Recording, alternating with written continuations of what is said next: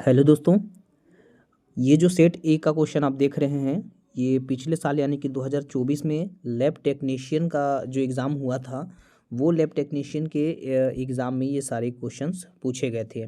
तो इस बार जो भी आपका सीजी व्यापम क्वेश्चन पूछ रहा है, वो प्रीवियस ईयर्स क्वेश्चन से बहुत सारे क्वेश्चंस को उठा रहा है। तो इसीलिए मैं सोचा कि 2024 के जितने भी क्वेश्चन हैं, उसको सॉल्व करवा लूँ, ताकि इससे कम से कम आपको 10 से 15 क्वेश्चन एग्जाम में देखने को मिले। और सेम इसी तरीके से कूट वाइज कूट क्वेश्चन आपको सीजी व्यापम के इस एग्ज़ाम में यानी प्रयोगशाला परिचारक एग्ज़ाम में जो होने वाला है अभी 3 अगस्त को, उसमें देखने को मिलेंगे। तो जितने भी यहाँ पर क्वेश्चन दिए गए हैं दोस्तों, बिना स्किप किए ही 100 क्वेश्चन दिए गए हैं, वो सारे 100 क्वेश्चंस को देखिए आप। वीडियो अगर अच्छे लगे तो लाइक करिएगा, और चैनल पर नए हैं तो चैनल को सब्सक्राइब करते हुए जाइएगा, क्योंकि जितने भी एग्ज़ाम अभी होने वाले हैं वो सब का प्रिपरेशन इसी चैनल में होगा। तो ये जो क्वेश्चन है, चलिए स्टार्ट करते हैं। इसमें देखिए, सबसे जो स्टार्टिंग क्वेश्चन है, यानी पहला क्वेश्चन है कि निम्नलिखित अभिक्रियाओं में जो डेल एस है उसका मान ऋणात्मक है। ठीक है, तो इसमें से कौन कौन से ऐसे गैस हैं जिनका जो डेल एस का मान है वो ऋणात्मक होगा। ठीक है, तो N2 जो गैस है, इसके साथ साथ 3H2 गैस है, वो जो सामने वाला जो भाग लगा हुआ है 2 3, इस पर फिलहाल अभी फोकस मत करिए। ये क्या है, समीकरण को संतुलित करने के लिए लिया जाता है। तो यहाँ पर N2 गैस है, H2 गैस है और NH3 गैस है। ठीक है, ये कह रहा है कि डेल एस के लिए ऋणात्मक मान क्या है। ठीक है, तो जो डेल एस के लिए ऋणात्मक मान है वो N2 गैस, H2 गैस और NH3 गैस, ये पहला वाला क्या है, करेक्ट है। ठीक है, डेल एस के लिए मान का ऋणात्मक मान। उसके बाद है H2O गैस है, सॉरी H2O लिक्विड है। ठीक है, और H2O क्या है, गैस है। तो जो H2O लिक्विड भी है, H2O गैस भी है, तो ये दोनों क्या है, गलत है। ठीक है, इसके अलावा यहाँ पर देखने को मिल रहा है कि जो O2 है वो गैस है, O3 क्या है, गैस है। चलिए ये भी सही है। इसके बाद H2O लिक्विड है और H2O जो दिया हुआ है वो क्या है, सॉलिड पे है। तो देखिए यहाँ जो H2O है वो क्या है, लिक्विड कंडीशन में हो सकता है। इसके साथ साथ जो H2O है इसको अगर ठंड कर दिया जाए तो वो सॉलिड कंडीशन में आ सकता है। ठीक है, इसीलिए इसका जो आंसर क्या होगा, 1, उसके बाद फिर 3, उसके बाद फिर 4। तो यहाँ पर 1 3 4 किस में दिया हुआ है, डी नंबर में दिया हुआ है, इसीलिए इसका करेक्ट आंसर क्या होगा, डी नंबर होगा। अब बात करते हैं दूसरे क्वेश्चन के लिए। जो दूसरा क्वेश्चन है कि निम्न में से किस अणु का आणविक द्रव्यमान जो 100 MU है, AMU, इसके तुल्य हैं। ठीक है, तो यहाँ पर CaOH2, C6H12O6, H2SO4 and CaCO3। तो इसका जो करेक्ट आंसर होगा वो क्या हो जाएगा दोस्तों, यहाँ पर डी नंबर आपको देखने को मिलेगा इसका करेक्ट आंसर। ठीक है, इसके बाद जो तीसरा क्वेश्चन है, वो तीसरा क्वेश्चन में क्या है कि निम्नलिखित पॉलीमरों को उनके अंतः आणविक बलों के घटते क्रम में क्रमबद्ध रूप से इसको क्या करिए, व्यवस्थित करिए। ठीक है, तो इसका क्या हो जाएगा, nylon 661, Buna S2 and polythene ethylene 3। ठीक है, तो इसको क्या करना है कि क्रम के रूप में आपको घटते हुए क्रम में व्यवस्थित करना है। तो इसका जो करेक्ट आंसर हो जाएगा, क्या हो जाएगा, बी नंबर। यानी कि पहले आपका चला आएगा पॉलीएथिलीन। ठीक है, उसके बाद चला आएगा क्या होगा, जो ब्यूना एस है वो चला आएगा, उसके बाद आएगा नायलॉन 66। ठीक है, तो ये कह रहा है कि इसको घटते क्रम में इसको व्यवस्थित कीजिए, यानी सबसे बड़ी कौन होगी, पॉलीएथिलीन, फिर ब्यूना एस, फिर नायलॉन 66। इसीलिए इसका जो करेक्ट आंसर होगा बी नंबर होगा। और उसके बाद चौथा नंबर पे, खाद्य पदार्थों में बेंजोएट्स का उपयोग किसके लिए किया जाता है। ठीक है, स्वाद बढ़ाने के लिए, रंग को बनाए रखने के लिए, परीक्षक के रूप में, पोषक तत्वों को बढ़ाने के लिए। ठीक है, तो जो खाद्य पदार्थ के बेंजोएट का उपयोग है वो किसके लिए किया जाता है दोस्तों, परिरक्षक के रूप में किया जाता है। ठीक है, तो इसका सी नंबर करेक्ट आंसर हो जाएगा। अगला क्वेश्चन यहाँ पर क्या देखने को मिलता है, देखिए, खोज के अनुसार निम्नलिखित सिद्धांत को व्यवस्थित कीजिए। ठीक है, खोज के अनुसार इसका जो सिद्धांत है उसको क्या करना है, आपको व्यवस्थित करना है। तो ये कह रहा है संगठन का सिद्धांत। ठीक है, संक्रमण अवस्था सिद्धांत, अहर्निय का सिद्धांत, परिवर्तित संगठन सिद्धांत, तापमान गुणांक का सिद्धांत, ठीक है। तो इसको आपको व्यवस्थित करना है। तो कैसे इसको व्यवस्थित करेंगे, देखिए खोज के अनुसार। तो सबसे पहला यहाँ पर क्या कर रहा है कि तापमान गुणांक का सिद्धांत आपका सबसे पहला क्या हुआ, खोज हुआ। उसके बाद कौन सा हुआ, अर्हीनियस का सिद्धांत, ठीक है। उसके बाद फिर संघटन का सिद्धांत, उसके बाद फिर इसका परिवर्तित संगठन का सिद्धांत, उसके बाद फिर हुआ आपका संक्रमण अवस्था का सिद्धांत। यानी सबसे पहला ई, उसके बाद फिर सी, उसके बाद फिर ए, उसके बाद फिर डी, उसके बाद फिर बी। यानी इसका किस तरीके से व्यवस्थित हुआ दोस्तों, ए नंबर इसका सही आंसर आपका आएगा। उसके बाद हम लोग देखते हैं कि पाई बंध बनता है।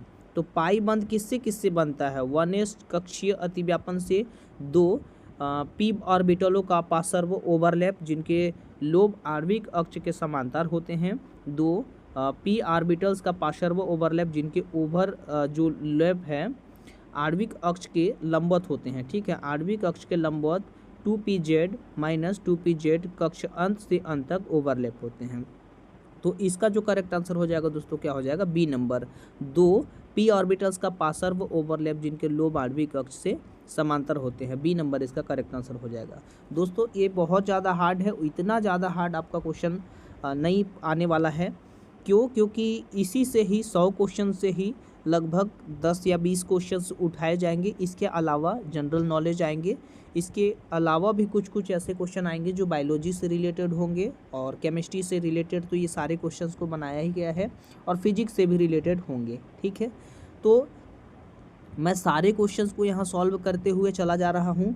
ये सारे क्वेश्चंस को आप देखिए ताकि कोई भी एग्ज़ाम में पूछे तो आपको क्या है पता रहे कि ये क्वेश्चंस हमने किसी न किसी वीडियो में सॉल्व करा था। तो वीडियो पर नए हैं तो चैनल को सब्सक्राइब करते हुए ज़रूर जाइएगा। अगला क्वेश्चन यहाँ पर देखिए, एक्सटेंसिव वेरिएबल्स मोल्स के संदर्भ में घातांक के समरूप फलन होते हैं, पहले, दूसरे, शून्यवें और तीसरे। तो इसका जो करेक्ट आंसर हो जाएगा दोस्तों क्या हो जाएगा, इसका करेक्ट आंसर हो जाएगा पहले, ठीक है। इसका करेक्ट आंसर क्या हो जाएगा, पहले।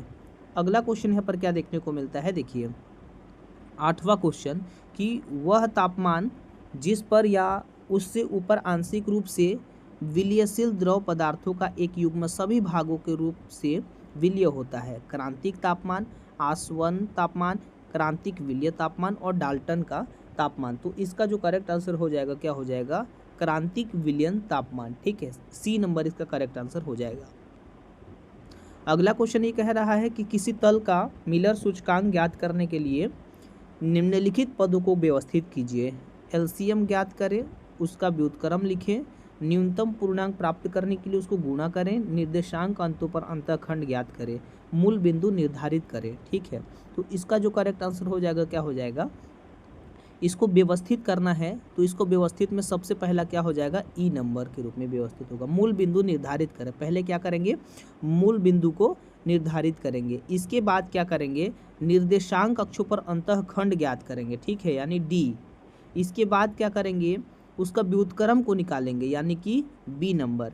इसके बाद क्या करेंगे, एलसीएम ज्ञात करेंगे यानी कि ए नंबर। उसके बाद जो बच रहा है न्यूनतम पूर्णांक प्राप्त करने के लिए उसको क्या करेंगे, गुणा करेंगे। तो ई डी बी ए सी इसका करेक्ट आंसर हो जाएगा बी नंबर, यानी 9वां का बी नंबर करेक्ट आंसर हो जाएगा। अगला क्वेश्चन यहाँ पर क्या देखने को मिलता है, देखिए ये जो सूची दिया हुआ है, सूची 1 सूची 2, छत्तीसगढ़ जो सीजी व्यापम है इस तरीके से क्वेश्चंस बहुत ज़्यादा उठाता है, ठीक है।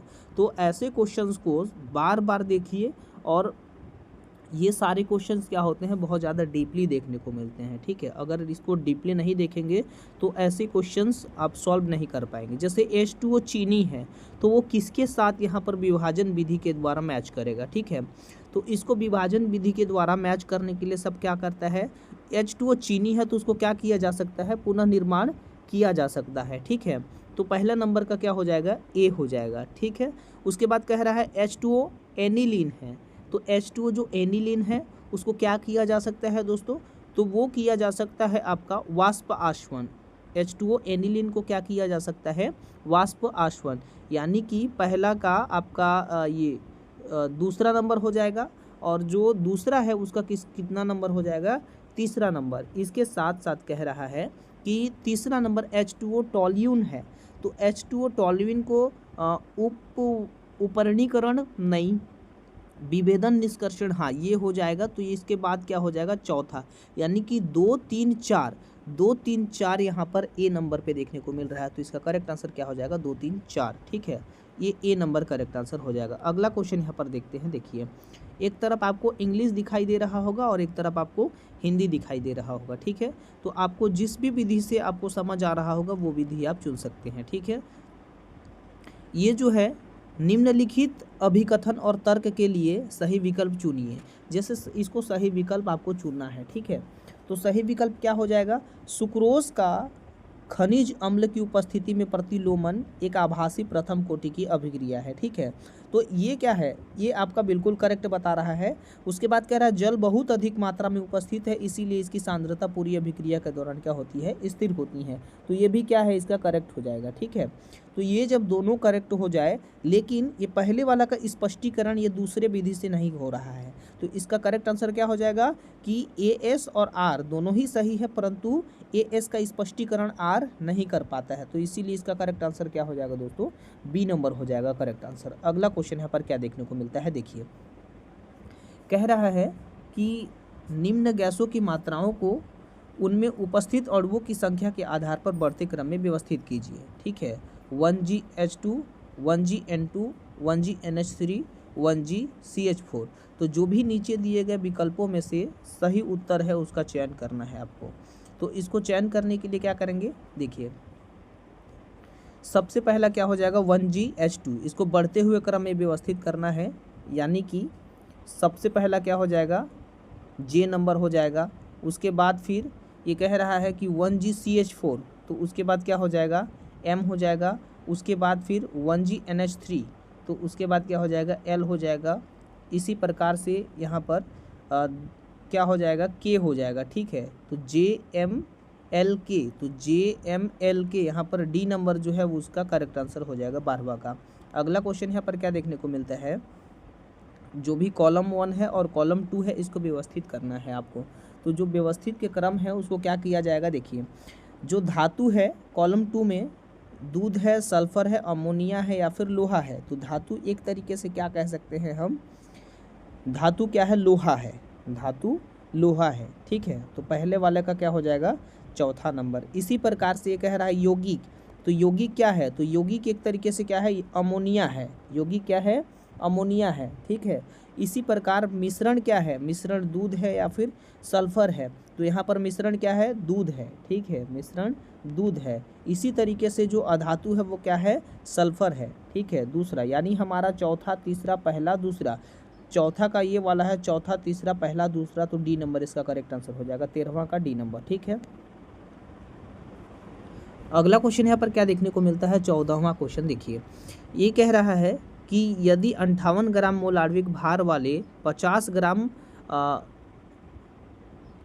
अवाष्पशील विलय को क्रम प्रत्येक 1000 gram ethyl alcohol benzene chloroform acetic अम्ल एवं साइक्लोहेक्सेन विलायक में घोल दिया जाता है, तब जो केवी केल्विन जो किलोग्राम प्रति mole ethyl alcohol 1.20 benzene 2.53 chloroform 3.63 acetic अम्ल 3.07, इसके साइक्लोहेक्सेन 2.69।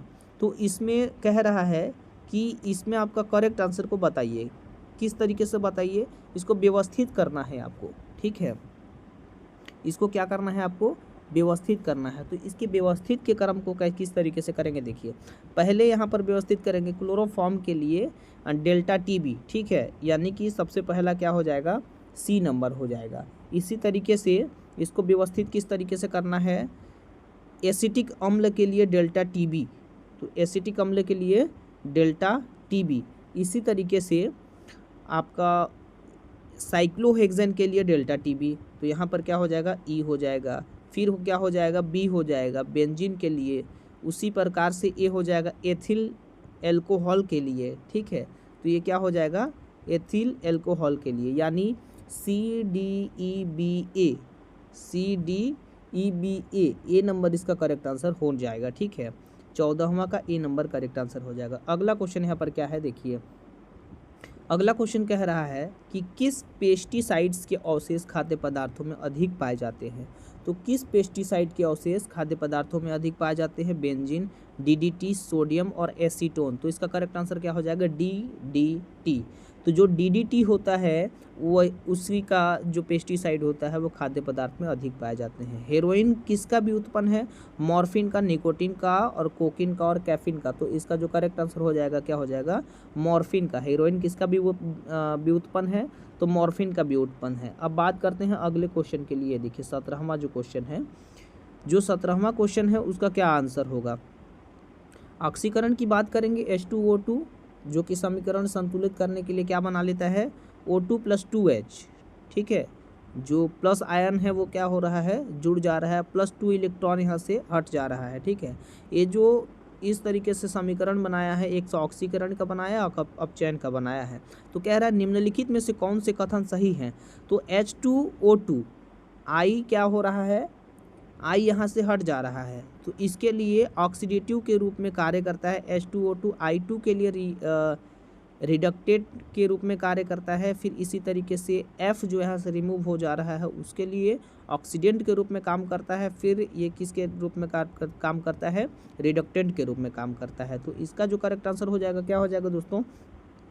पहला तो ये ऑक्सीडेंट के रूप में काम कर रहा है, ये इसका करेक्ट हो जाएगा। इसके साथ साथ H2O2 I2 के लिए रिडक्टेंट के रूप में काम कर रहा है। ये जो इसके बाद तीसरा और चौथा हो जाएगा ये रॉन्ग हो जाएगा। ठीक है, तो इसीलिए इसका जो करेक्ट आंसर क्या हो जाएगा? ए नंबर हो जाएगा। 17वां का ए और बी दोनों करेक्ट आंसर हो जाएगा। अगला क्वेश्चन यहाँ पर क्या देखने को मिलता है? देखिए ये कह रहा है बढ़ते हुए क्रम में आपको व्यवस्थित करना है। ठीक है, तो बढ़ते हुए क्रम में इसको किस तरीके से व्यवस्थित करना है? निम्न धातुओं की मानक विद्युत अपघटन विभव दी गई है। इन धातुओं को उनके घटते हुए अपचायक शक्ति के बढ़ते क्रम में इसका व्यवस्थित करना है। अपचायक और देखिए एक होता है ऑक्सीकरण, एक होता है अपचयन। ठीक है, एक होता है ऑक्सीकारक और एक होता है अपचायक। तो ये सारे जो चारों के चारों चीज़ें हैं ये आपको समझना पड़ेगा कि क्या होता है, तब जाके ये जो क्वेश्चन दिए गए हैं वो आपको बहुत अच्छे तरीके समझ में आएगा। ठीक है, तो यहाँ से इसको कह रहा है कि बढ़ते हुए क्रम में आपको व्यवस्थित करना है। ठीक है, तो बढ़ते हुए क्रम में सबसे पहला क्या चलाएगा? ई, तो बी नंबर इसका करेक्ट हो जाएगा। इसके बाद क्या चलाएगा? डी, तो ए इसका देखिए इसका करेक्ट आंसर क्या हो जाएगा? ए नंबर इसका करेक्ट आंसर हो जाएगा। तो किस तरीके से होगा? जब तक आप ऑक्सीकरण और अपचायक की विधि नहीं समझेंगे तो ये नहीं समझ आएगा कि किस तरीके से ये हुआ। ठीक है, तो उसको आप समझिए। यहाँ पर जो वोल्ट है वोल्ट को भी आप देख करके इसको बता सकते हैं। ठीक है, जैसे यहाँ पर 0.80 वोल्ट है, भी है। ठीक है, तो ये देखिए बी के बाद क्या है? डी है। इसी के पश्चात यहाँ क्या देखने को मिलता है? आपको ई देखने को मिलेंगे कि माइनस यहाँ पर 1.66। इसके बाद क्या है? सी क्रम है, तो सी यहाँ पर क्या है? इसके जो भी ये भी है, भी के घटते हुए क्रम में आप इसको व्यवस्थित कर सकते हैं। जैसे यहाँ पर 0.80 हो गया, उसी के पश्चात यहाँ पर क्या हो जाएगा? 0.79 हो जाएगा। तो ये भी देखकर आप बता सकते हैं। इसके बाद फिर माइनस का 1.66 हो जाएगा। उसके बाद क्या हो जाएगा? 2.37 भी हो जाएगा। ठीक है, जो माइनस में होगा। उसके बाद हो जाएगा 2.93 भी हो जाएगा। ठीक है, तो इसको भी आप देख करके बड़े आसानी तरीके से आप उसको बता सकते हैं। ठीक है, तो इसी तरीके से इसका जो करेक्ट आंसर क्या हो जाएगा? ए नंबर हो जाएगा। अगला क्वेश्चन यहाँ पर क्या देखने को मिलता है? देखिए निम्नलिखित में से मैक्सवेल रिलेशंस का गलत रूप पहचानिए। तो इसका जो गलत रूप है वो क्या होगा? देखिए इसका जो गलत रूप है, देखिए ये वाला जो है वो तो सही है। ठीक है, ये वाला ये भी सही है, ये वाला ये भी सही है। अगर आप मैक्सवेल रिलेशंस का जो भी फॉर्मूलाएं हैं वो सारी चीज़ें पढ़े हैं और उनका थ्योरिकल पूरी तरीके से अगर आप उसको जानते हैं तो वो बड़े आसानी तरीके से आपको 1 मिनट लगेगा कि इसका क्या रूप है, ये मैक्सवेल का गलत रूप क्या है? डी नंबर है। तो ये आपको बताने में बड़ा आसान हो जाएगा। ठीक है, अगला क्वेश्चन यहाँ पर क्या देखने को मिलता है? देखिए द्रव स्नेही साल का स्वर्ण संख्या एक ऐसा गुण है जिसमें क्या होता है? उसका मान जितना कम है उसका पेप्टीकरण शक्ति उतनी ही अधिक होती है। ठीक है, तो ये भी क्या होगा? नहीं होगा। ये कह रहा है उसका मान जितना अधिक होगा उसका पेप्टीकरण शक्ति उतनी ही अधिक होती है, ये भी नहीं होगा। उसका मान जितना कम होगा उसका रक्षण शक्ति उतनी अधिक होती है, तो सी नंबर इसका करेक्ट लग रहा है। इसके बाद कह रहा है उसका मान जितना अधिक है उसका रक्षण शक्ति उतनी ही अधिक होती है, तो नहीं, उसका मान जितना कम होगा उसकी रक्षण शक्ति क्या होंगी, अधिक होंगी। ठीक है, तो इसी तरीके से 20वां का सी नंबर इसका करेक्ट आंसर हो जाएगा। ठीक है, अगला क्वेश्चन यहाँ पर देखिए किस क्या देखने को मिलता है। ये कह रहा है कि यदि प्रत्येक 500 मिलीलीटर जल में क्रमशः इतने इतने कम जो मान है वो दिया हुआ है, इसी तरीके से इसकी मोलरता को क्या करना है, दिखाना है, वो भी किस विधि से, बढ़ते हुए क्रम से इसको दिखाना है। ठीक है, तो बढ़ते हुए क्रम से दिखाएंगे तो क्या होगा, सबसे पहला यहाँ पर हो जाएगा COOH2 बिलियन की मोलरता। ठीक है, तो पहला क्या हो जाएगा, C हो जाएगा। ठीक है, उसके बाद क्या हो जाएगा, उसके बाद ALOH3। ठीक है, ये बिलियन की मोलरता है, तो इसको आपको देखने के लिए और अच्छे तरीके से गहनता से इसको अध्ययन करना पड़ेगा। अब इसके बाद क्या हो जाएगा, इसके बाद हो जाएगा E, उसके बाद हो जाएगा आपका NaCl की मोलरता, तो ये हो जाएगा। इसके बाद क्या हो जाएगा, MgCl2 की बिलियन की मोलरता। ठीक है, यहाँ D हो जाएगा। ठीक है, उसके बाद क्या हो जाएगा, B हो जाएगा। तो इस तरीके से इसका आंसर क्या आ रहा है, CEADB।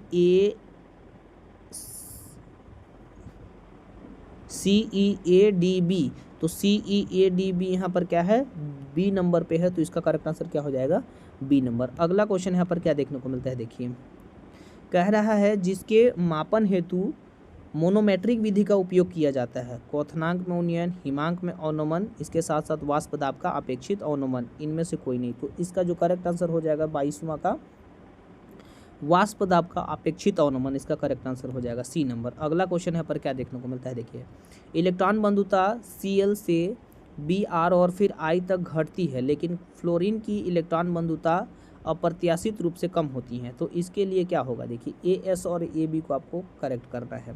तो ये कह रहा है कि इलेक्ट्रॉन की जो भी आणविक बंधुता है इसमें घटती है, फ्लोरीन की इलेक्ट्रॉन बंधुता अप्रत्याशित रूप से कम होती है, तो ये सही है कि यह केवल फ्लोरीन के छोटे आकार के कारण होता है, तो ये भी क्या है, और ये सही है। तो ये जो होता है पहले वाला, ये दूसरे वाले को क्या कर रहा है, स्पष्टीकरण कर रहा है, यानी फॉलो कर रहा है, तो इसका करेक्ट आंसर क्या हो जाएगा, ए नंबर इसका करेक्ट आंसर हो जाएगा। ठीक है, अगला क्वेश्चन यहाँ पर क्या है, 24वां क्वेश्चन। देखिए 24वां क्वेश्चन कह रहा है कि थर्मोडायनामिक प्रणाली के संदर्भ में निम्नलिखित कथन दिए गए हैं। ठीक है, तो उसमें कौन से कथन आपको सही लग रहा है, ये चीज़ों को आपको बताना है। ठीक है, तो ये कथन को देखने के लिए सबसे पहला हम लोग क्या करते हैं, पहला कह रहे हैं डेंसिटी एवं एक्सीडेंटिव प्रॉपर्टी। ठीक है, इसका जो गुण है वो है, तो उसको बताने के लिए क्या है, बिल्कुल सही है, सभी इंटेंसिव वेरिएबल्स स्टेट फंक्शंस हैं, तो ये क्या होंगे, ये आपको गलत लग रहा है। इसके बाद कह रहा है सभी स्टेट फंक्शंस परफेक्ट डिफरेंशियल्स होंगे।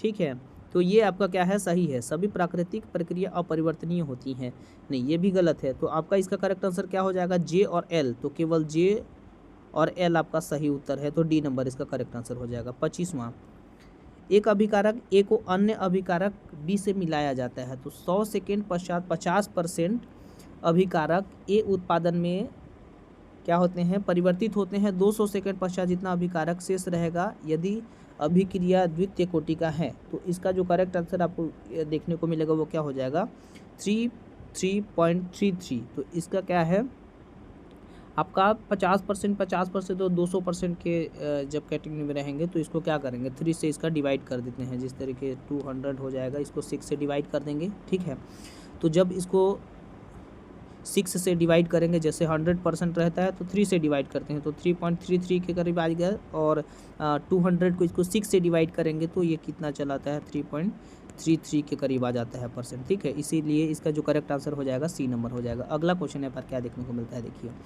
निम्नलिखित में से किसमें sp और sp3 हाइब्रिड ऑर्बिटल से बनने वाली बंध है, तो ये ऑर्बिटल्स के बंध को आपको बताना है। तो इसका क्या हो जाएगा, ये कह रहा है कि CH3 जो बॉन्ड है सी ट्रिपल बॉन्ड सी, तो इसका जो sp और sp3 हाइब्रिड संकरण है तो इसका क्या हो जाएगा करेक्ट आंसर ए नंबर हो जाएगा। ठीक है, अगला क्वेश्चन यहाँ पर क्या देखने को मिलता है, देखिए लिथियम एल्युमिनियम H4 का उपयोग किसके रूप में किया जाता है, तो ये किसके रूप में किया जाता है दोस्तों, अपचायक एजेंट के रूप में किया जाता है, तो बी नंबर इसका करेक्ट आंसर हो जाएगा। ठीक है, अगला क्वेश्चन यहाँ पर क्या देखने को मिलता है, देखिए ये कह रहा है निम्न कक्षकों को उनकी बढ़ती हुई ऊर्जाओं के क्रम में आपको व्यवस्थित करना है 3D 4P 3P 4S। ठीक है, तो इसका जो करेक्ट आंसर क्या हो जाएगा, देखिए इसको क्या करना है, बढ़ते हुए क्रम में आपको व्यवस्थित करना है ना, तो इसका जो करेक्ट आंसर क्या हो जाएगा, देखिए 3P सबसे यहाँ पर क्या हो जाएगा, छोटी हो जाएगी। उसके बाद यहाँ पर क्या देखने को मिलेगा,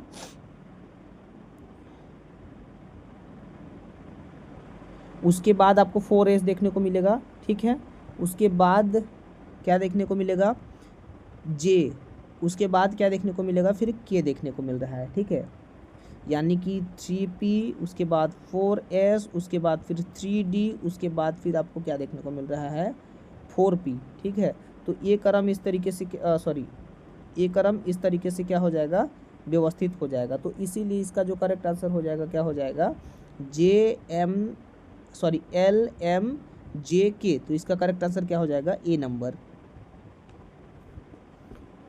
अगला क्वेश्चन यहाँ पर क्या देखने को मिलता है, देखिए 29वां क्वेश्चन कि निम्नलिखित में से किस यौगिक में विशाल सहसंयोजक संरचना होती है, हीरा SiO2 SiCl4 उसके बाद CO2। ठीक है, तो इसमें कह रहा है कि विशाल सहसंयोजक संरचनाएं उपस्थित होती हैं किस में, तो ये किस में होती हैं, पहला तो आपको हीरा में देखने को मिलेगा, इसके साथ साथ आपको किस में देखने को मिलेगा, Si सिलिकॉन O2 ऑक्सीजन। ठीक है, तो इसमें देखने को मिलेगा, यानी J और K इसका करेक्ट आंसर हो जाएगा। ठीक है, तो इसका डी नंबर करेक्ट आंसर आपको देखने को मिलेगा। अगला क्वेश्चन यहाँ पर क्या देखने को मिलता है, देखिए जो भी यहाँ पर क्वेश्चन दिए गए हैं उसमें क्या है, इसको सुमेलित करना है, यानी सही जोड़ी मिलान करना है। ठीक है, तो इस तरीके से क्वेश्चंस आपको प्रयोगशाला परिचारक में आपको देखने को मिलेंगे। 30वां क्वेश्चन यहाँ पर क्या कह रहा है कि तेजाब का तेल, ठीक है, तो तेजाब का तेल के लिए कह रहा है कि ये किससे रिलेटेड है, तो तेजाब का तेल है H2SO4 से रिलेटेड। ठीक है, उसके बाद फिर कह रहा है धूम्रशील H2SO4, तो धूम्रशील H2SO4 किससे संबंधित है, तो ये है SO3 + H2SO4 से। ठीक है, फिर कह रहा है ओलियम, तो ओलियम किससे संबंधित है, तो ओलियम H2S2O7 से संबंधित है। फिर कैरोस तेजाब, तो कैरोस तेजाब किससे संबंधित है, H2SO5 से। ठीक है, तो इसीलिए इसका जो करेक्ट आंसर हो जाएगा क्या हो जाएगा, सी नंबर इसका करेक्ट आंसर आपको देखने को मिलेगा। ठीक है, अगला क्वेश्चन यहाँ पर क्या देखने को मिलता है, देखिए निम्नलिखित यौगिकों में से किसमें लोहे का ऑक्सीकरण अवस्था सबसे कम होते हैं, तो लोहे का ऑक्सीकरण अवस्था सबसे कम किसमें होते हैं, FeCO5 में। ठीक है, इसमें क्या होता है, लोहे का ऑक्सीकरण अवस्था सबसे कम होता है, तो डी नंबर इसका करेक्ट आंसर हो जाएगा। अगला क्वेश्चन, एक HCl के विलयन में HCl का मोल प्रभाज का गणना कीजिए जिसमें जल में HCl का 36 भार प्रतिशत निहित होता है। ठीक है, तो इसमें इसका करेक्ट आंसर क्या हो जाएगा, HCl का मोल प्रभाज की गणना करना है, तो HCl का जो 36वां भार होता है उसके प्रतिशत कितना हो जाएगा, 0.22, इसीलिए इसका करेक्ट आंसर क्या हो जाएगा, ए नंबर हो जाएगा करेक्ट आंसर। इसका जो भी क्रम दिया गया है सही जोड़ी मिलान करना है। देखिए क्वथनांक में उन्नयन, हिमांक में अवनमन, वाष्प दाब का अपेक्षित अवनमन, परासरण दाब। ठीक है, तो इसीलिए इसका जो करेक्ट आंसर हो जाएगा क्या हो जाएगा, 33वां का कह रहा है कि A2 आपका क्वथनांक में उन्नयन किसका हो जाएगा, क्वथनांक में उन्नयन यानी मोललता के समानुपाती हो जाएगा।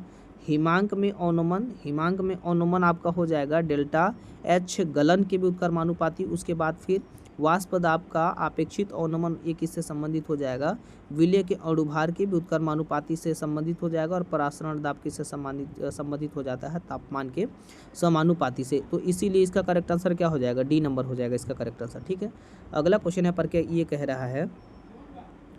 रहा है कि कारण स्पष्ट करना है और कारण स्पष्ट करते हुए ये बताना है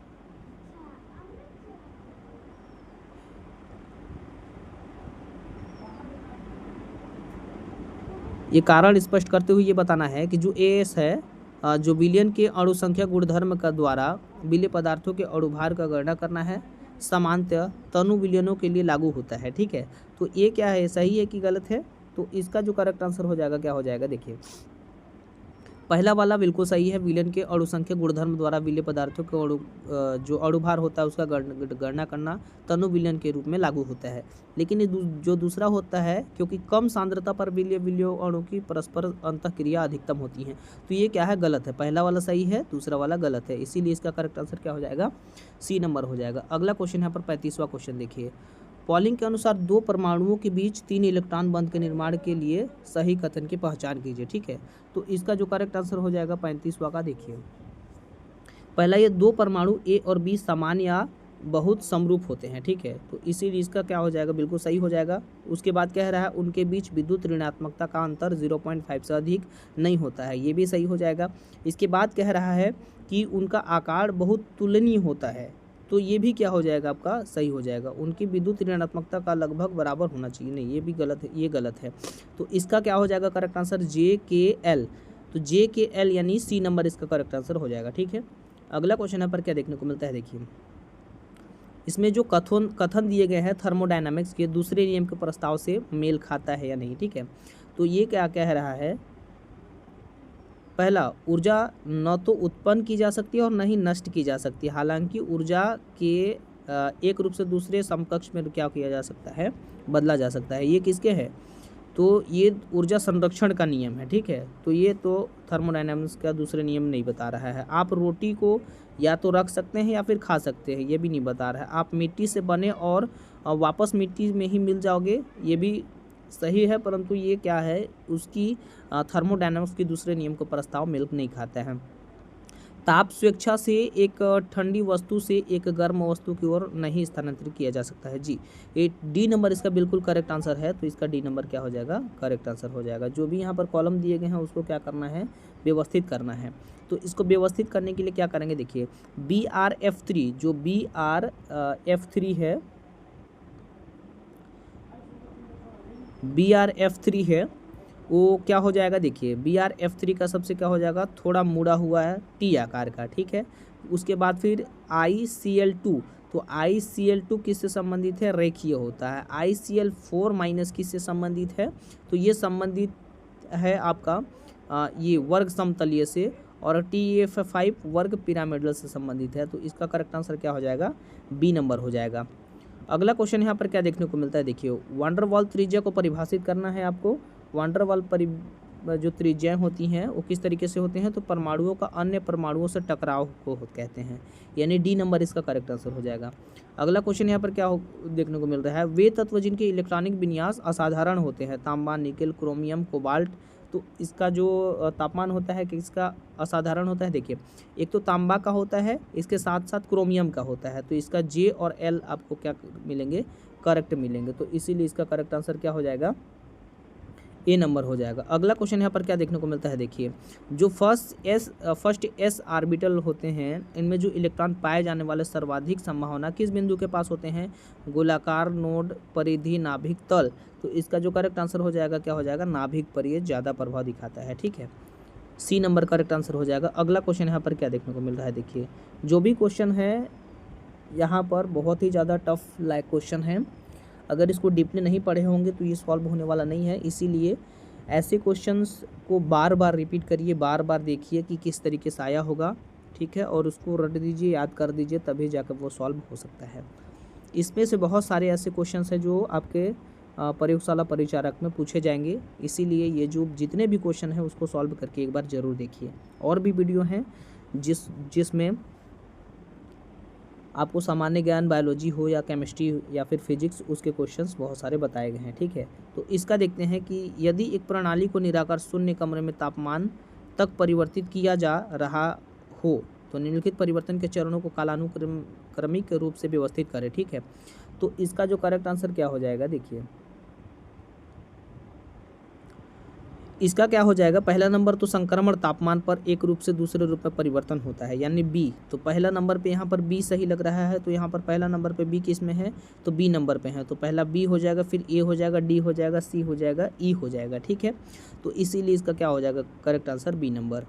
अगला क्वेश्चन यहाँ पर देखिए, दो विभिन्न अभिक्रियाओं के अभिकारक की सांद्रता की समय के साथ परिवर्तन निम्न आरेख को प्रदर्शित करना है। ठीक है, तो या तो शून्य द्वितीय होगा, प्रथम द्वितीय होगा, प्रथम शून्य होगा, या शून्य एवं प्रथम होगा 42वां का। तो इसका क्या होगा, शून्य एवं द्वितीय हो जाएगा। ठीक है, तो इसका करेक्ट आंसर क्या हो जाएगा, शून्य एवं द्वितीय हो जाएगा, ए नंबर इसका करेक्ट आंसर हो जाएगा। अगला क्वेश्चन यहाँ पर क्या देखने को मिलता है, देखिए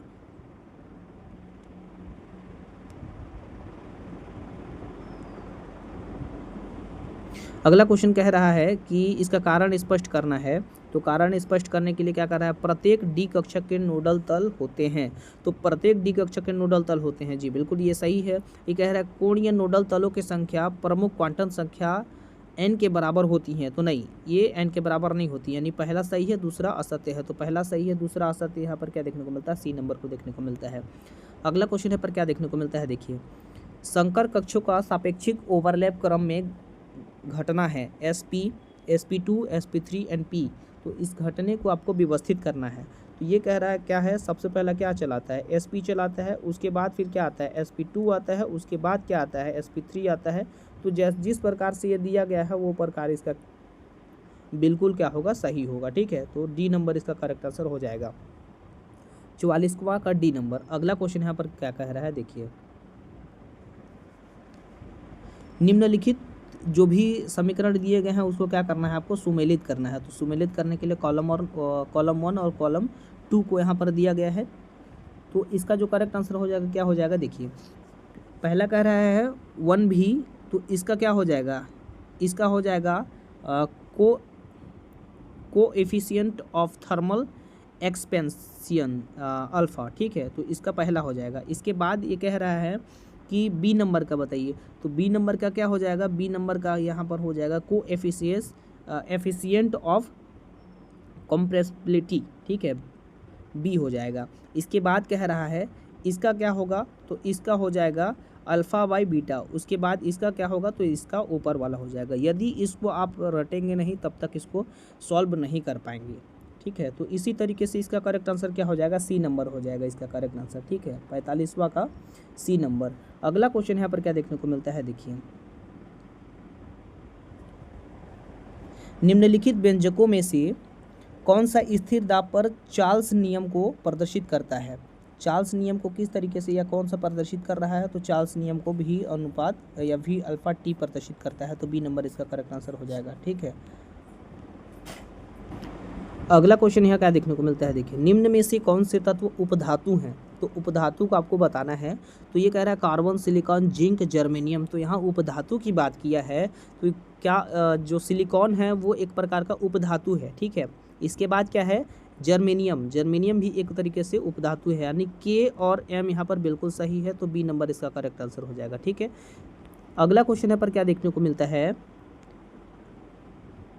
कह रहा है फर्स्ट डी संदूक में उपस्थितिकरण के लिए पूर्ण तरंग फलन ज्ञात करने के लिए निम्नलिखित पदों को व्यवस्थित कीजिए। ठीक है, तो ये जो क्रम दिए गए हैं उसको आपको क्या करना है, व्यवस्थित करना है। तो सबसे पहला क्रम में व्यवस्थित करने के लिए क्या हो जाएगा, तंत्र का स्थितिज ऊर्जा को परिभाषित करें। ठीक है, पहला नंबर क्या हो जाएगा, बी नंबर। उसके बाद कह रहा है SWE में भी का मान रखे, तो यानी क्या हो जाएगा, सी नंबर। इसके बाद कह रहा है कि सीमा शर्त लागू करे या फिर SWE का सामान्य हल करे, तो ये क्या हो जाएगा, ई नंबर हो जाएगा। इसके बाद कह रहा है कि सीमा शर्त लागू करे, यानी डी हो जाएगा। उसके बाद फिर ए हो जाएगा, तो BCEDA, तो सी नंबर इसका करेक्ट आंसर हो जाएगा। ठीक है, अगला क्वेश्चन ये कह रहा है कि निम्नलिखित में से किसका आबंध कोण सबसे बड़ा होता है। तो आबंध कोण की बात की है, तो सबसे बड़ा आबंध कोण यहाँ क्या देखने को मिलता है, NH3 का देखने को मिलता है। ए नंबर करेक्ट आंसर हो जाएगा। कह रहा है निम्नलिखित में से कौन से शीशे के अयस्क हैं। तो शीशे के अयस्क यहाँ कौन सा है, गैलेना, कैसिटेराइट्स, इसके बाद कह रहा है एंग्लिसाइड्स, उसके बाद सेरसाइड्स कह रहा है। ठीक है, तो यहाँ पर इसका करेक्ट आंसर क्या हो जाएगा, पहला तो गैलेना होता है इसके शीशे का अयस्क, उसके बाद क्या होता है एंग्लिसाइड्स होता है, उसके बाद क्या होता है सेरेसाइड्स होता है। तो ACD, तो ACD यहाँ पर बी नंबर पे करेक्ट आंसर दिख रहा है, तो आपको बी नंबर ये करेक्ट आंसर देखने को मिलेगा। अगला क्वेश्चन यहाँ पर क्या होता है, देखिए ये कह रहा है जो भी कथन दिएगा उसका पहचान करें। तो पहचान कथन को करना है, तो ये कह रहा है एक आणविक अभिक्रिया के लिए A आमतौर 10 की पावर 12 से 10 की पावर 15 S-1 होता है। तो इसकी आवृत्ति को क्या करना है, बताना है। तो इसकी आवृत्ति क्या होगी, तो इसकी आवृत्ति ए होगी, बिल्कुल ये तो होगी। कम संक्रियण ऊर्जा का अर्थ है धीमी अभिक्रिया, नहीं ये नहीं होगी। संगतवाद सिद्धांत को प्रायिकता कारक जोड़कर संशोधित किया गया था, ठीक है, ये भी नहीं होगी। सभी अभिक्रियाओं के लिए आवृत्ति कारक की इकाइयां समान होती है, नहीं ये भी नहीं होगी। संगतवाद सिद्धांत प्रायिकता कारक जोड़कर संशोधित, ये होंगी तीसरा नंबर, यानी पहला और तीसरा इसका करेक्ट आंसर हो जाएगा। तो पहला और तीसरा यहाँ पर बी नंबर पे होगा, तो केवल 1 और 3 इसका करेक्ट आंसर बी नंबर हो जाएगा, ठीक है। अगला क्वेश्चन यहाँ पर क्या देखने को मिलता है, देखिए M/M+, उसके बाद फिर A-A विद्युत रासायनिक के लिए दिया हुआ मान है, ठीक है। ये एंथैल्पी को प्रदर्शित किया है, तो एंथैल्पी को किस तरीके से इसको बता सकते हैं। तो इतना ज़्यादा जो हार्ड क्वेश्चन है वो नहीं पूछने वाला है, फिर भी इसका मैं आंसर बता देता हूँ। इसके आंसर क्या होंगी, पहला तो M+A, उसके बाद फिर M का जो प्लस आयन है प्लस A का माइनस आयन है, स्वर्त स्फूर्त होगा, तो ये तो होगा ही इसका करेक्ट आंसर। इसके बाद क्या होगा, इसके बाद ये कह रहा है जो एंथैल्पी का जो सेल है वो 0 है। एंथैल्पी का सेल के लिए ये भी क्या होता है, करेक्ट आंसर होता है, ये नहीं है, ये -0.78 वोल्ट के करीब होता है। तो यानी आपका 2 और 3 बिल्कुल सही होगा, तो बी नंबर इसका करेक्ट आंसर आपको देखने को मिलेगा 2 और 3। अगला क्वेश्चन यहाँ पर क्या देखने को मिलता है, देखिए निम्नलिखित जो भी प्रजातियों दिए गए हैं उनमें क्या करना है, इसको बढ़ते हुए क्रम में उसको क्या करना है, व्यवस्थित करना है, ठीक है। तो NH4 ion H2O H3O+ ion HF, उसके बाद फिर OH- आयन के रूप में व्यवस्थित है, ठीक है। तो इसको क्या करना है, अम्लीय क्रम में इसको व्यवस्थित करना है। तो सबसे जो कम अम्लीय होता है OH- होता है, उसके बाद क्या होता है H2O होता है, फिर NH3। तो इस तरीके से इसको क्या करेंगे, अगर बढ़ते हुए क्रम में व्यवस्थित करेंगे तो ए नंबर इसका करेक्ट आंसर हो जाएगा। अगला क्वेश्चन यहाँ पर क्या देखने को मिलता है, शून्य के कोटि की अभिक्रिया के लिए वेग स्थिरांक का इकाई होंगी, ठीक है, वेग स्थिरांक का इकाई आपको बताना है। तो इसका क्या हो जाएगा, वेग स्थिरांक का इकाई होता है मोल DM-3S-1, ठीक है। तो इस तरीके से इसका जो करेक्ट आंसर होगा क्या हो जाएगा, बी नंबर हो जाएगा इसका करेक्ट आंसर, ठीक है। तो अगला क्वेश्चन ये कह रहा है 55वां नंबर, ठीक है। तो 55वां नंबर कह रहा है निम्नलिखित में से कौन से कथन विकल्प सत्य हैं। तो सत्य को यहाँ पर छाट करके आपको बताना है। CR इलेक्ट्रॉनिक विन्यास, इतने जो लॉन्ग क्वेश्चंस रहेंगे वो नहीं पूछने वाला है, ठीक है। तो अगर पूछेगा भी तो भी मैं बता देता हूँ। चुंबकीय क्वांटम संख्या का जो मान होता है वो ऋणात्मक हो सकता है। चांदी की परमाणु 23 इलेक्ट्रॉनिक का चक्रण एक प्रकार का है तथा 24 इलेक्ट्रॉन का चक्रण विपरीत है। चांदी की परमाणु क्रमांक कितनी होती हैं, 47 होती है। NH3 में नाइट्रोजन की ऑक्सीकरण अवस्था कितनी होती है, -3 होती है। तो इन सारी जो चीज़ें हैं वो निकाल कर देखने वाला है, ठीक है। तो इसका जो आंसर है वो मैं नहीं बता रहा हूँ, आप इसका आंसर आपको अगर पता होगा तो कमेंट बॉक्स में ज़रूर बताएंगे, ठीक है। अगला क्वेश्चन यहाँ पर क्या देखने को मिलता है, 56वां क्वेश्चन देखिए। नीचे दिए गए सूची में ऋणात्मक विचलन वाले अनादर्श विलयन के लिए क्या है, इसका मान बताना है अनादर्श विलयन के लिए, ठीक है। तो इसका जो मान होगा वो क्या हो जाएगा, देखिए सबसे पहला तो ये वाला मान जो लग रहा है डेल्टा V मिक्सिन इक्वल, उसके बाद फिर -VE जो है वो करेक्ट आंसर हो जाएगा। इसके बाद क्या लग रहा है P टोटल्स, उसके बाद फिर PA + PB, तो ये भी क्या हो जा रहा है, करेक्ट हो जा रहा है, यानी L और M जो है वो करेक्ट आंसर हो जाएगा। तो C नंबर इसका करेक्ट आंसर आपको सही देखने को मिल रहा है। अगला क्वेश्चन यहाँ पर क्या देखने को मिल रहा है कि निम्न यौगिकों को उनकी बढ़ती हुई जालक ऊर्जा के क्रम में व्यवस्थित किया गया है। तो इसका सही क्रम का पहचान करना है, ठीक है। तो सही क्रम का पहचान करते हुए इसको क्या बताना है, सही क्रम का पहचान करिए। देखिए Ba2CO3 यहाँ पर पहला आपको करेक्ट नज़र आ रहा होगा। उसके बाद क्या, उसके बाद फिर SrCO3, तो यहाँ पर ई नंबर देखने को मिल रहा है। तो ए और ई देखिए कि करेक्ट कौन सा है, तो ए और ई यहाँ पर हो जाएगा, तो हो जाएगा करेक्ट। ये सारे चीज़ें आपको क्रम में अगर व्यवस्थित करना है तो सारा चीज़ को आपको रटना पड़ेगा। बिना रटे हुए इसके जालक ऊर्जा या मानक ऊर्जा या फिर कोई भी ऊर्जा आप इसको नहीं बता सकते हैं, ठीक है। तो ए नंबर इसका करेक्ट आंसर आपको देखने को मिलेगा। अगला क्वेश्चन क्या कह रहा है, निकिल धातु के लिए 3D इलेक्ट्रॉन पर प्रभावी नाभिकीय आवेश को आपको क्या करना है, बताना है, ठीक है। 58, तो प्रभावी नाभिकीय आवेश क्या होता है, 7.55 होता है 3D इलेक्ट्रॉन के लिए, ठीक है। तो सी नंबर इसका करेक्ट आंसर हो जाएगा। अगला क्वेश्चन क्या कह रहा है कि निम्नलिखित में से कौन शून्य इलेक्ट्रॉन बंधुता रखता है, तो शून्य इलेक्ट्रॉन बंधुता ClXCNaO, तो इसका करेक्ट आंसर हो जाएगा, क्या हो जाएगा दोस्तों, XeB। तो जो शून्य इलेक्ट्रॉन बंधुता रखता है वो क्या हो जाएगा, Xe, बी नंबर इसका करेक्ट आंसर हो जाएगा। कह रहा है किसी भी अम्ल ए का वियोजन स्थिरांक के ए बी की तुलना में अधिक होता है, तो कौन सा अम्ल प्रबल होगा, कह रहा है। तो प्रबल अम्ल ए, जो अम्ल ए है वो सबसे ज़्यादा प्रबल होता है, यानी ए नंबर करेक्ट आंसर हो जाएगा। 61वां की बात करते हैं तो ये कह रहा है कि पहचाने की संक्रमण धातुओं में आयनीकरण ऊर्जा में छोटे अंतर के होते हैं, आमतौर पर कम मूल्य के साथ, ठीक है। तो इसका जो करेक्ट आंसर हो जाएगा, क्या हो जाएगा, देखिए आंतरिक इलेक्ट्रॉन द्वारा परीक्षण में वृद्धि के कारण, तो ये इसका करेक्ट आंसर हो जाएगा। इसके साथ साथ कह रहा है नाभिक और बाहरी इलेक्ट्रॉन के बीच की बढ़ी हुई दूरी, ये भी सही है। संक्रमण तत्वों का बड़ा त्रिज्या नहीं, ये नहीं। वे प्रवृत्ति में अनुचुंबकीय होते हैं, ये भी नहीं, ठीक है। तो इस तरीके से इसका जे और के इसका क्या हो जाएगा, करेक्ट आंसर हो जाएगा। तो यानी ए नंबर करेक्ट आंसर हो जाएगा, जे और के, ठीक है। अगला क्वेश्चन यहाँ पर क्या देखने को मिल रहा है, देखिए कॉलम और कॉलम 2 को क्या करना है, व्यवस्थित करना है आपको, है ना। तो इसको चलिए व्यवस्थित करते हैं। तो ये कह रहा है पहला का, ये देखिए संगठन का सिद्धांत किससे मिला जुला है, तो पहला का तीसरा से मिला हुआ है, ठीक है। पहला का किससे मिला हुआ है, तीसरा का। तो ए का तीसरा यहाँ पर क्या, या तो ये होगा या फिर ए होगा, ठीक है। उसके बाद बी नंबर को मैच कर लेते हैं। संक्रमण अवस्था का सिद्धांत कह रहा है, तो संक्रमण अवस्था के सिद्धांत के लिए ये क्या है, फॉर्मूला, ये चीज़ें हैं, ठीक है। तो यहाँ पर बी भी 4 हो गया, ठीक है। तो यहाँ पर हमको मिल गया सी नंबर इसका करेक्ट आंसर, यानी कि सी का कौन सा हो जाएगा, संशोधित संगठन सिद्धांत का क्या हो जाएगा, ए नंबर हो जाएगा। और आर्हेनियस का सिद्धांत के लिए क्या हो जाएगा, बी नंबर, दूसरा नंबर हो जाएगा, ठीक है। तो इसीलिए इसका करेक्ट आंसर क्या हो जाएगा, सी नंबर हो जाएगा। अगला क्वेश्चन यहाँ पर उसी तरीके से दे रहा है कि एक आणविक प्रणाली के मामले में निम्नलिखित ऊर्जा रूपों को उनके परिणामों के अनुसार उच्चतम के निम्नतम मान पर क्रमबद्ध रूप से इसको क्या करिए, व्यवस्थित करिए, ठीक है। 63वां का, तो इसको व्यवस्थित करने के लिए सबसे पहला हम लोग क्या करेंगे, देखिए सबसे जो इसका ऊर्जा के रूप में व्यवस्थित करना है तो परमाणु ऊर्जा, ठीक है। सबसे क्या होता है, परमाणु ऊर्जा क्या होता है, बड़ा होता है, ठीक।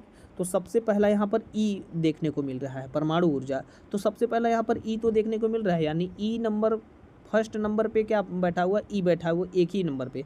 तो इसका करेक्ट आंसर क्या हो जाएगा, डी नंबर हो जाएगा, और देखने की ज़रूरत ही नहीं पड़ेगी, है ना। अगला क्वेश्चन है पर क्या देखने को मिल रहा है, देखिए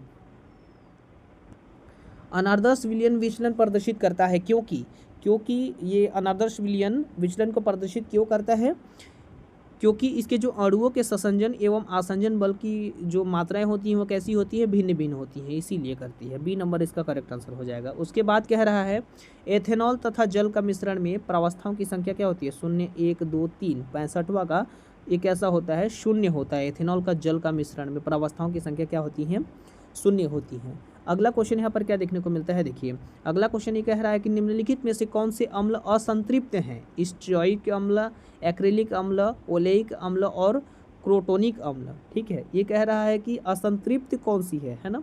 तो असंतृप्त कौन सी है, पहले तो एक्रिलिक अम्ल यहाँ पर असंतृप्त होंगे, फिर ओलेइक अम्ल होंगे, फिर क्रोटोनिक अम्ल होंगे। तो ये 2 3 4, तो 2 3 4 किसमें है, सी नंबर पे है। तो इसीलिए इसका करेक्ट आंसर क्या हो जाएगा, सी नंबर वाला हो जाएगा करेक्ट आंसर।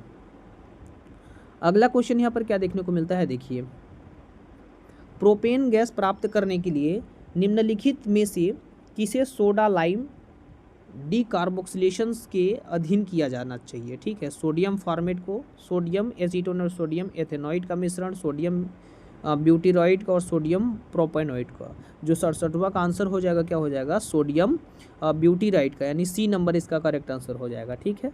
अगला क्वेश्चन यहाँ पर क्या देखने को मिलता है, ये कह रहा है एक निश्चित अल्किन को क्लोरीन के साथ मिलाने पर इसे परावैंगनी प्रकाश के विकिरणित करने पर यह 2 मोनोक्लोरो व्युत्पन्न बनाता है। अल्केन निम्नलिखित में से हो सकता है, ठीक है।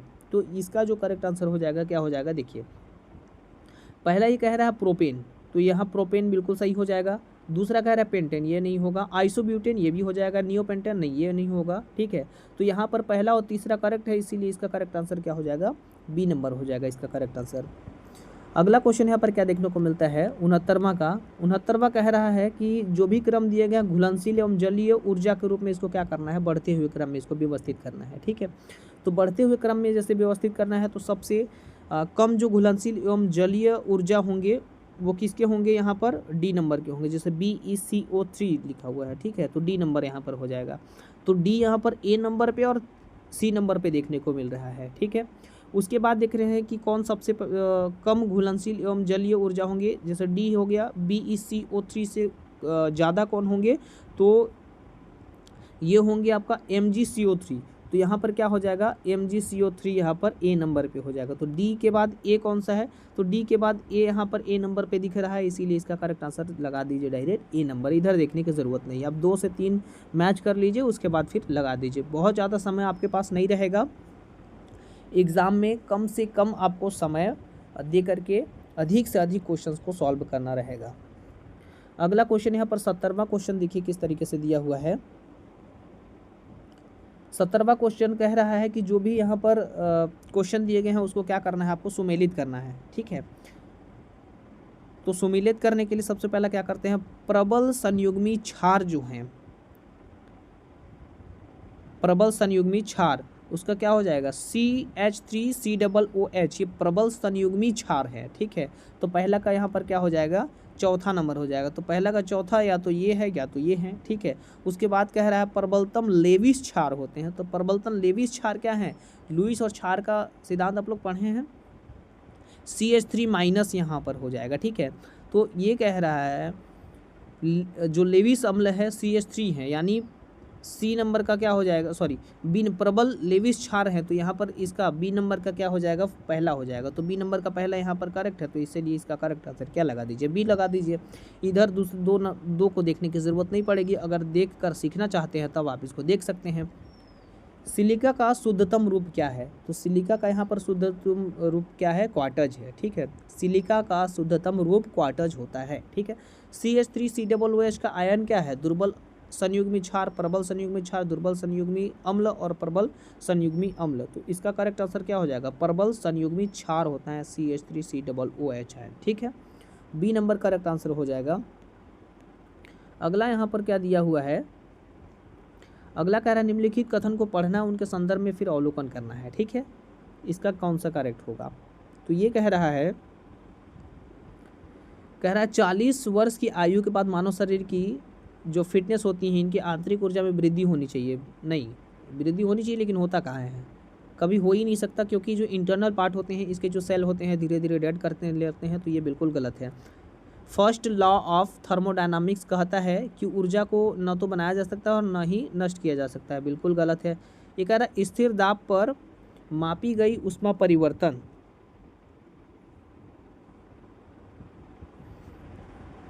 फर्स्ट लॉ ऑफ थर्मोडायनामिक्स, ऊर्जा को न तो बनाया जा सकता है और न ही नष्ट किया जा सकता है, ये बिल्कुल सही है। उसके बाद कह रहा है स्थिर दाब पर मापी गई ऊष्मा परिवर्तन आंतरिक ऊर्जा में वृद्धि के बराबर होती हैं।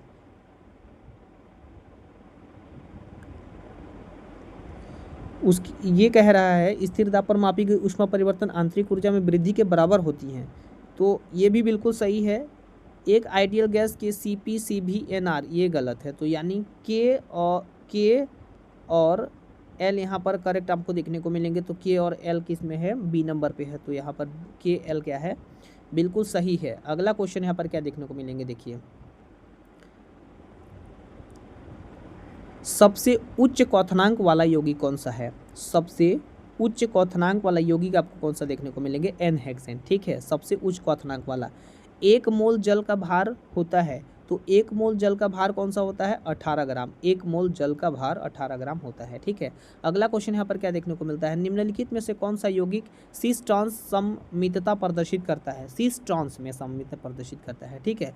तो 2 ब्यूटीन सिस ट्रांस सममितता पर प्रदर्शित करता है। अगला क्वेश्चन यहाँ पर क्या देखने को मिलता है? देखिए, जो भी जलीय ऊर्जा है उसको क्या करना है? घटते हुए क्रम में आपको व्यवस्थित करना है, ठीक है। तो घटते हुए क्रम में जब इसको व्यवस्थित करेंगे तो एक क्या हो जाएगा? सबसे पहला LiCl यानी ई हो जाएगा। उसके बाद आपको क्या हो जाएगा? NaCl ए नंबर हो जाएगा। तो ई एक इसमें दिख रहा है दोस्तों, डी नंबर पे दिख रहा है, तो डी नंबर क्या हो जाएगा? राइट हो जाएगा, ठीक है।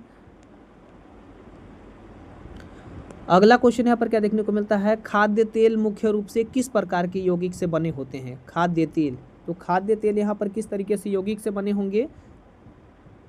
वसा अम्ल से बने हुए होंगे और ग्लिसरॉल से बने हुए होंगे। बी और सी इसका करेक्ट आंसर हो जाएगा। यहाँ पर डी नंबर करेक्ट आंसर हो जाएगा, ठीक है।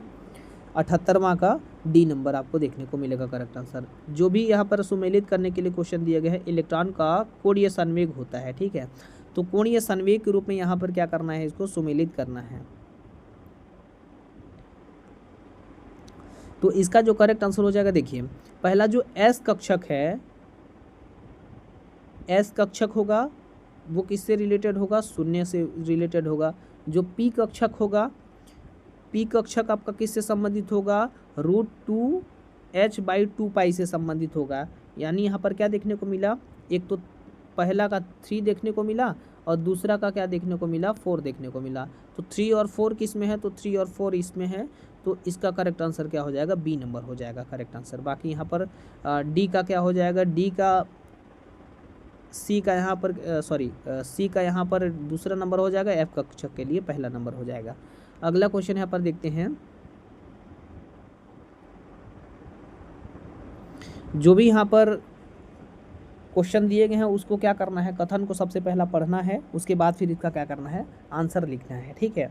तो पहला जो कथन यहाँ पर दिया गया है कि पी नाइट्रोफेनॉल ओ नाइट्रोफेनॉल से एक मजबूत अम्ल है, ठीक है। तो इसको क्या करना है?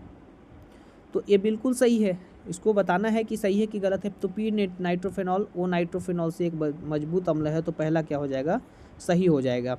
उसके बाद फिर कह रहा है कि जो अंत आणविक हाइड्रोजन बंध होते हैं वो आइसोमेर को पी आइसोमेर से कमज़ोर अम्ल बनाता है। तो ये भी इसका क्या हो जाएगा? सही हो जाएगा, ठीक है। तो पहला सही हो गया, दूसरा सही हो गया। तो पहला वाला दूसरा वाला का व्याख्या भी कर रहा है, ठीक है। तो इसीलिए इसका क्या हो जाएगा? करेक्ट आंसर ए नंबर हो जाएगा। 80 का ए नंबर हो जाएगा कि कथन ए कथन बी दोनों सही है और दोनों इसकी क्या करती है? व्याख्या करती है, ठीक है। 81वां क्वेश्चन को अब हम लोग देख लेते हैं। 81वां क्वेश्चन भी इसी तरीके से कथन ए कथन बी को छांटना है, उसके बाद फिर बताना है कि व्याख्या कर रही है या फिर नहीं कर रही है, ठीक है। ये कह रहा है कथन ए संक्रमण धातुओं का गलनांक कम होता है। संक्रमण धातुओं का गलनांक कम नहीं होता, ये बिल्कुल गलत है। गलनांक क्या होता है? ज़्यादा होता है। अंतर परमाणुवीय धात्विक बंधन में N-1D और NS इलेक्ट्रॉनों की संख्या अधिक होती है, उनकी भागीदारी, ठीक है। तो इसका क्या हो जाएगा? दूसरा सही हो जाएगा, ठीक है। इसकी व्याख्या क्या कर रही है? नहीं, इसे व्याख्या से रिलेटेड ही नहीं है, बिल्कुल। एक पहला गलत है, दूसरा सही है, तो इसकी व्याख्या तो करेगा ही नहीं वो, इसीलिए क्या हो जाएगा? D number. पहला असत्य है, दूसरा सत्य है, तो इसका डी नंबर करेक्ट आंसर हो जाएगा। इसके बाद कह रहा है कि निम्नलिखित अभिक्रिया की कोटि क्या होंगी? तो इसका 82वां को अभिक्रिया को कोटि को बता रहा है। तो इसकी अभिक्रिया की कोटि क्या होंगी? 2N2O5, उसके बाद फिर 4N2+O। तो ये कैसा अभिक्रिया होगा? प्रथम कोटि की अभिक्रिया होगा। उसके बाद अगला क्वेश्चन कह रहा है वह कक्षक जिसके लिए द्विगंशी क्वांटम संख्या का मान 1 होता है, ठीक है। तो द्विगंशी क्वांटम संख्या का मान 1 होता है, तो इसका करेक्ट आंसर क्या हो जाएगा? पी कक्षक के लिए हो जाएगा, यानी बी नंबर इसका करेक्ट आंसर हो जाएगा। जितना भी क्वेश्चन है अगर आप पढ़ चुके हैं तो इसको सॉल्व करके देखिए आपसे बन रहा है या नहीं बन रहा है, ठीक है। वीडियो को रोक टोक करके ही देखिए। अगला क्वेश्चन यहाँ पर बेरिलियम, मैग्नीशियम, कैल्शियम तथा स्ट्रोंशियम के क्लोराइड के बीच सर्वाधिक आयनिक कौन होगा? 84। तो इसका करेक्ट आंसर क्या हो जाएगा? ए नंबर, SR इसका करेक्ट आंसर हो जाएगा। अगला क्वेश्चन यहाँ पर देखिए क्या कह रहा है। कथन को सत्य और असत्य के रूप में बताना है कि कौन सा कथन असत्य है। 85वां, ठीक है। तो यहाँ पर कौन सा कथन असत्य है? द्वितीयक कोटि की अभिक्रिया के लिए किसी निश्चित प्रभाज को पूरा करने का प्रथम प्रारंभिक सांद्रता के लिए सीधे अनुपातिक होता है। नहीं, ये तो बिल्कुल असत्य है। एसीटोन तथा आयोडीन की अभिक्रिया द्वितीयक कोटि की है। नहीं, ये भी असत्य है। मिथाइल एसीटेट का जल अपघटन आभासी का प्रथम कोटि का अभिक्रिया है, बिल्कुल सत्य है। ओस्टवाल्ड की विल्गन विधि से अभिक्रिया की कोटि ज्ञात की जा सकती है, बिल्कुल सत्य है। यानी हमारा असत्य को छांटना है तो 1 और 2 इसका करेक्ट आंसर हो जाएगा। तो डी नंबर इसका करेक्ट आंसर आपको देखने को मिलेंगे, 1 और 2।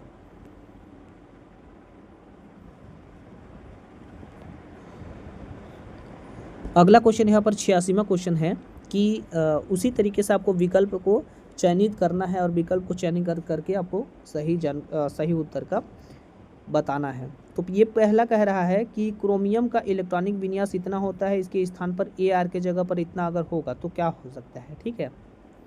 तो ये तो सही बता रहा है 3d5 4s1, ठीक है। यहाँ पर एक अगर ऐड कर दिया जाए तो ये क्या हो जाएगा, बिल्कुल सही हो जाएगा, ठीक है। इसी तरीके से कह रहा है 3d5 का स्थायित्व 3d4 से ज़्यादा होता है, हाँ बिल्कुल सही होता है। तो ये देखिए ये भी सही बताया और इसकी व्याख्या भी ये कर रहा है। तो सी नंबर इसका करेक्ट आंसर हो जाएगा कि AS एवं R दोनों सत्य हैं। एक इस तरीके से R और AS का सही स्पष्टीकरण भी करता है, ठीक है। अगला क्वेश्चन ये कह रहा है कि ग्लूकोज का मूलानुपाती सूत्र है, आपको बताना है। तो ग्लूकोज का मूलानुपाती सूत्र क्या होता है, CH2O। तो ये हो जाएगा इसका मूलानुपाती सूत्र। अगला क्वेश्चन यहाँ पर देखने को क्या मिलता है कि 1 बिलियन जिसमें Mn2 प्लस आयन, उसके बाद फिर Fe3 plus ion, Zn2 plus ion तथा Hg2 प्लस आयन का 10⁻³ m है, ठीक है। तो 10⁻16 m सल्फाइड आयन का विलयन मिलाया जाता है। यदि MnS, FeS, ZnS, HCS, तो इसी क्रम में इसको क्या करना है, कौन सा सबसे पहले अवक्षेपित होगा ये आपको बताना है 88वां का। तो सबसे पहला कौन अवक्षेपित होगा, तो HGS आपका सबसे पहला अवक्षेपित होगा। अगला क्वेश्चन यहाँ पर क्या देखने को मिलता है, देखिए P4O12⁻⁴ में जितने भी बॉन्ड दिए गए हैं, P bond, O bond, P bond उपस्थित है, ठीक है। तो इसको आपको बताना है। तो कितने बॉन्ड यहाँ पर देखने को मिलेंगे, 4 बॉन्ड आपको देखने को मिलेंगे, ठीक है। अगला क्वेश्चन यहाँ पर कह रहा है 90वां क्वेश्चन कि द्रव में गैस का घुलनशीलता या विलेयता के लिए कौन कौन सी चीज़ें यहाँ पर सही है, ठीक है। ये कह रहा है जो गैस आसानी से द्रवीकृत हो जाती हैं तथा आयन बनाती हैं वे जल में घुलनशील होती हैं, बिल्कुल ये सही है। उसके बाद कह रहा है स्थिर दाब पर ताप बढ़ाने के लिए शायद कि गैस की जो विलेयता होती है वो बढ़ जाती है, नहीं गलत है। स्थिर ताप पर दाब बढ़ाने से गैस की विलेयता कम होती है, नहीं ये भी गलत है। साम्यावस्था पर गैस का दाब विलयन में घुली गैस के मोल प्रभाज के समानुपाती होती है, ये बिल्कुल सही है। तो आपका J और M यहाँ पर है वो बिल्कुल क्या है, सही है। तो डी नंबर इसका क्या हो जाएगा, करेक्ट आंसर हो जाएगा। अगला क्वेश्चन यहाँ पर क्या देखने को मिलता है, देखिए पहला ये कह रहा है माल्टोज 2 मोनोसेकेराइड से मिलकर बनता है। माल्टोज क्या होते हैं, 2 मोनोसेकेराइड से मिलकर बनता है। तो पहला क्या है, बिल्कुल सही है। ग्लूकोज के 2 अणु से ये बनता है, ठीक है। तो ये बिल्कुल क्या है, ये भी बिल्कुल क्या है, सही है। तो ये कह रहा है कि पहला भी सही है दूसरा भी सही है और इसका स्पष्ट परिभाषा भी दे रहा है। तो ए नंबर इसका करेक्ट आंसर हो जाएगा, ठीक है। अगला क्वेश्चन यहाँ पर कह रहा है एमाइनो और उनके संबंधित अल्कोहल्स और अम्लों के क्वथनांकों का क्रम इस प्रकार होता है। तो किस तरीके से इसका क्रम होता है उसको आपको बताना है, ठीक है। तो इसका क्रम यहाँ पर बताना है RCH2NH2। तो इसका क्रम क्या होना चाहिए, देखिए RCH2NH2 के क्रम में होना चाहिए। उसके बाद यहाँ पर होना चाहिए RCH2OH के क्रम में होना चाहिए, फिर आपका होना चाहिए RCOOH। तो ये जो क्रम है आपको इस तरीके से बताना है। देखिए RCOOH क्रम कौन सा है, डी नंबर का है। तो इसका करेक्ट आंसर क्या हो जाएगा, डी नंबर हो जाएगा इसका करेक्ट आंसर। अगला क्वेश्चन यहाँ पर फिर आपको क्या करना है, सही जोड़ी बनाना है, ठीक है। 93 का सही जोड़ी आपको बनाना है। पहला कह रहा है शून्य कोटि का अभिक्रिया आपको बताना है। तो शून्य कोटि का अभिक्रिया क्या है, T1/2 अल्फा A, ठीक है। पहला का 4, तो पहला का 4 या तो C होगा या फिर D होगा, ठीक है। तो इस तरीके से इसको आपको बताना है, ठीक है। प्रथम कोटि, उसके बाद प्रथम कोटि बता रहा है, तो प्रथम कोटि का बता रहा है T1/2, उसके बाद अल्फा a के पावर 0, ठीक है। तो यहाँ पर आंसर मिल गया क्या है, b का 1, यानी a का 4 और b का 1 यहाँ पर दिखना है। तो a का 4 b का 1 यहाँ पर c में है, तो c नंबर इसका करेक्ट आंसर हो जाएगा। अगला क्वेश्चन कह रहा है second law of thermodynamics. Second law of thermodynamics से यहाँ पर क्वेश्चंस बहुत सारे उठाए गए हैं। तो जितने भी आपका लॉ हैं या कुछ भी थ्योरी हैं, अम्ल क्षार है, तो इनको बहुत अच्छे तरीके से पढ़िए, क्योंकि बैक 2024 में अगर पूछा जा चुका है तो इस बार भी जाहिर सी बात है कि पूछा जा सकता है, ठीक है। तो ये कह रहा है कि इसको कारण स्पष्ट करना है, एस और ये कारण बताना है, ठीक है। तो कारण ये है कि आर के लिए सही विकल्प का चयन करें। जैसे जानकारी में वृद्धि, एट्रापी में कमी। पहला क्या है, सही है, जानकारी में वृद्धि होना यानी एट्रापी में कमी होना। जानकारी में वृद्धि प्रणाली में व्यवस्था बढ़ाती है, ये भी सही है। देखिए पहला भी सही है और दूसरा भी सही है, और पहला वाला दूसरे की व्याख्या भी कर रही है, ठीक है, स्पष्टीकरण भी कर रही है, यानी ए इसका करेक्ट आंसर हो जाएगा, ए, ठीक है। अगला क्वेश्चन है पर क्या देखने को मिलता है, निम्नलिखित में से कौन ब्रोस्टेन क्षार और ब्रोस्टेन अम्ल दोनों की तरह व्यवहार करता है। HCl H3PO4 SCO3 -O-2, ठीक है, 95। तो 95 का करेक्ट आंसर क्या हो जाएगा, सी नंबर, HCO3- क्या करता है, ब्रोस्टेट क्षार और ब्रोस्टेट अम्ल दोनों की तरह ये व्यवहार करता है, ठीक है। 96 क्या कह रहा है, कह रहा है दिए गए आइसो इलेक्ट्रॉन स्पीसीज के लिए आयनीकरण ऊर्जा का क्रम आपको बताना है। तो आयनीकरण ऊर्जा का क्रम यहाँ पर क्या हो जाएगा, पहला तो कह रहा है सोडियम, ठीक है, सोडियम आयन यहाँ पर क्या हो जाएगा, ए नंबर हो जाएगा इसका। उसके बाद कह रहा है,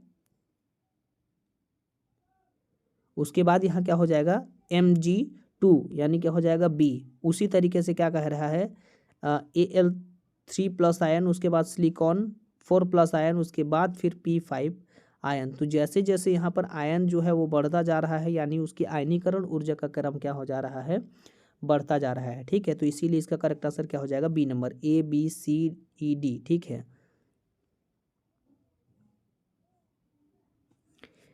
ये आपका P5 जो है, P5 और SI4 से पहले चला जाएगा, ठीक है। तो ABC, उसके बाद E, फिर D, बी नंबर इसका करेक्ट आंसर हो जाएगा। 97 ये कह रहा है कि एक अभिक्रिया की दर 2 गुनी हो जाती है जब इसका तापमान 27 डिग्री सेल्सियस से 37 डिग्री हो जाता है। ऐसी अभिक्रिया की सक्रियण ऊर्जा क्या होगी, ठीक है। तो ए दिया हुआ है ये मान, ठीक है। तो ये मान को आपको निकालना है, तो इसका जो मान निकलेगा उसका क्या निकल जाएगा, करेक्ट आंसर 53.6 के जूल मोल -1। तो सी नंबर इसका करेक्ट आंसर हो जाएगा। इसका फॉर्मूला है, फॉर्मूला के अकॉर्डिंग अगर मान निकाल करके इसका करेंगे तो करेक्ट आंसर चला आएगा, सी नंबर। अगला क्वेश्चन है पर क्या है, लुईस अम्ल सामर्थ्य के संदर्भ में निम्नलिखित प्रजातियों के लिए सबसे दुर्बल से सबसे प्रबल क्रम क्या है। तो सबसे दुर्बल से सबसे प्रबल क्रम की आपको और जाना है। तो यहाँ पर क्या हो जाएगा, सबसे दुर्बल CH3, सबसे दुर्बल क्या हो जाएगा, CH3-, यानी ए नंबर सबसे दुर्बल हो जाएगा। उसके बाद क्या हो जाएगा, NH2, उसके बाद ये हो जाएगा, उसके बाद फिर OH हो जाएगा, इसी तरीके से F- हो जाएगा, फिर H2O चला जाएगा। तो इस तरीके से इसको क्रम में व्यवस्थित करेंगे तो इसका करेक्ट आंसर क्या हो जाएगा, डी नंबर हो जाएगा। अगला क्वेश्चन ये कह रहा है कि जो भी यहाँ पर अभिकथन दिए गए हैं कौन सही है कौन गलत है, इसकी व्याख्या करती है या नहीं, इसको बताइए। तो ये कह रहा है साम्य अवस्था के संदर्भ में दाब में परिवर्तन का कोई प्रभाव नहीं पड़ता है, ये आपका फॉर्मूला दिया गया है, ठीक है। तो ये कह रहा है इसके अकॉर्डिंग अगर NH2 गैस है, O2 गैस है, इसको बना रहा है 2NO गैस के रूप में, ठीक है, ये अभिकथन को बता रहा है।